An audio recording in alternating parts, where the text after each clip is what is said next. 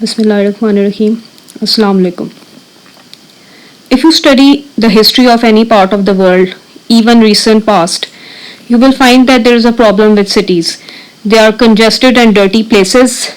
There's a lot of illness over there, and as a result, infant mortality and child mortality is quite high, and that is true of Europe even up till the 1800s and 1900s. So it is not surprising that it was a tradition amongst the Arabs of the day to send their children to the desert for rearing. For one thing, the city was congested, it was unhealthy, there were epidemics over there, and if you went to the desert and you were raised over there, you tended to be a much stronger and more powerful person than if you had been raised in the city. Secondly, because in the city, Qusay had settled down his family around the sanctuary and they had become people with permanent homes. Their lives had changed, they were no longer living like nomads. However, it is also true that it is only a nomad who lives a free life, whose soul is free. So, in order to have a free soul, they would send their children to the desert. And the third and most important thing for them was that the purest form of the language was spoken in the desert. Not a lot of Arabs knew how to write, but it was considered a huge deal for them to be able to have a very, very good speech, to be eloquent. And poetry was something that was admired a lot. Any family that had a poet in them was admired greatly. So these were reasons for sending little children to the desert in order to be raised, at least for about the first 2 years of their life. Now, Banu Saad bin Bakr was one of the tribes that was famous for nursemaids and nursing little children, and they used to come to the city at intervals. Now, Muhammad sallallahu alaihi wasallam, when these people came, he was not initially chosen by the nurses because they also had something to hope for when they used to take a child, and if a child had a father, they hoped for some benefits from him. Halima, on the other hand, was one of the vet nurses, and she had failed to get a nursling because while there was a drought in her area, she looked frailer and poorer than all the other nurses, so she didn't get any nursling either. On the one hand, Muhammad sallallahu alaihi wasallam did not get a nurse, and on the other hand, Halima did not get a nursling. So she thought that instead of returning empty-handed, it's better for me to take the orphan, and her husband said, yes, you should, because maybe Allah will bless us through him. So they took Muhammad sallallahu alaihi wasallam and they went back. Now Halima says that it was a year of drought, and because of the drought there was hardly any grass for the flocks to feed on, and there wasn't anything to eat, there wasn't anything left. And when they were going to Makkah for this trip, it hadn't rained for a very, very long time, and one of the nights they had to stay up all night because Halima did not have any milk for her little baby, and he stayed hungry and he cried all night, and they did not have anything to eat and drink either. So Halima and her husband also stayed up all night. And on the other hand, their donkey, it was so weak, it kept stopping, and it also created a problem for the caravan because people had to stop and wait for it after every now and then. And then they had a she camel, and the she camel was also very frail. She had no milk. So basically there wasn't anything either for the baby or for Halima and her husband. And then the area where they lived, the worst part of the drought was in their area. So when their flock would go for pasture, it would not get any grass, it would come back hungry, so there wasn't any milk with the sheep and the goats, and the she camel also had no milk. However, suddenly when they took Muhammad sallallahu alaihi wasallam, now we know that Allah has blessed all his prophets with some kind of miracles and blessings. Mostly it's more than one kind of miracle, and not surprisingly, the seal of prophethood sallallahu alaihi wasallam also had his blessing even from the very beginning. So the moment that Halima took him, he became a huge blessing for her.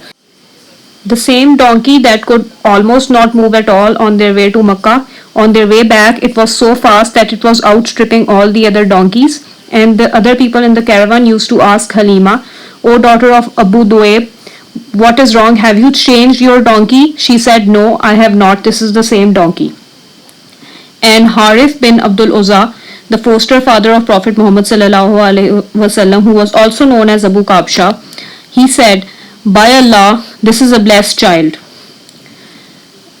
Now, when Prophet Muhammad sallallahu alaihi wasallam had lived with Halima for 2 years, she took him back to Amina, to the city. However, she realized that he is a huge source of blessing for her, and she asked Amina to let her keep him on for a little while longer, and she said that there are epidemics in the city and it is not safe for him to be over there. And Halima said that he was the healthiest child amongst all the children, even though he grew up at a time which was known as a time of drought. Now, Muhammad sallallahu alaihi wasallam, he used to ask his foster parents where his brothers go during the day, and they said that they go to tend to the flock. And he said that I also want to join them. So he used to go with his foster siblings for grazing the flock, and he would play with them as well. Now, one day, as they were playing together, Jibreel alayhi salam came and he put him down on the ground and he cut open his chest. After that, he took out his heart and he took a blood clot out of his heart, and he said that this was the part of Satan in you, and he threw it away. Then he put his heart back in his chest and he stitched up his chest again after washing his heart in a golden basin with Zamzam. Now, when the other children saw what was happening, they got terrified and they ran home and they told their parents what had happened. However, by the time Halima arrived, she saw that Muhammad sallallahu alaihi wasallam was looking pale, but otherwise he was fine. However, she got scared of what had happened, and therefore she decided to take him back to Amina. And this was around about when he was 4 or 5 years old. Now, Halima was convinced that the incident is true, even though she had not witnessed it, because of the conviction of the children. When she took Hazrat Muhammad sallallahu alaihi wasallam back to Makkah to his mother, Amina asked about it, and Halima said that this is the incident that happened. However, Amina was not very alarmed, because she said that my son has a great future ahead of him, and she remembered that when he was born, she had been surrounded by a light that had lit up the palaces of Syria. Hazrat Muhammad sallallahu alaihi wasallam was very happy with his mother, and one day she decided to join a caravan that was going north towards Yathrib, where her family Banu Najjar lived. Banu Najjar, if you remember, was also the family of Salma, who was the wife of Hashim and the mother of Abdul Muttalib. Now, Hazrat Muhammad sallallahu alaihi wasallam was very happy with his relatives in Yathrib. However, on the way back, Amina got very ill and she died, and she had to be buried in Abwa on the route between Makkah and Medina. Now, Hazrat Muhammad sallallahu alaihi wasallam was living with his grandfather Abdul Muttalib, who loved him very dearly. However, Abdul Muttalib did not have very much longer to live either. When he was alive, he had a feeling that his son had a great future. He said, "My son had a great future." He meant Hazrat Muhammad sallallahu alaihi wasallam. And he had transferred his love for Abdullah to his son. However, he died when Hazrat Muhammad sallallahu alaihi wasallam was 8 years old, and then Hazrat Muhammad sallallahu alaihi wasallam went to live with his uncle Abu Talib, who was also the full brother of his father.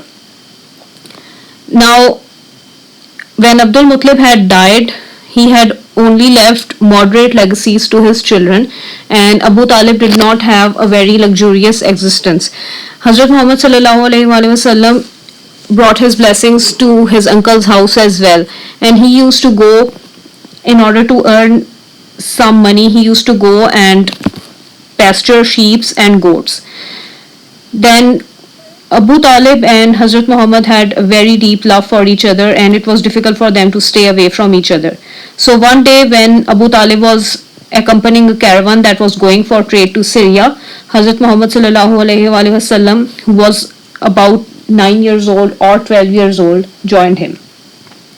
When the caravan went as far as Basra, It reached a place where there was a monastery where there used to be a Christian monk. When the monk would die, a new monk would come and replace him, and he used to inherit all the writings and scriptures that were over there.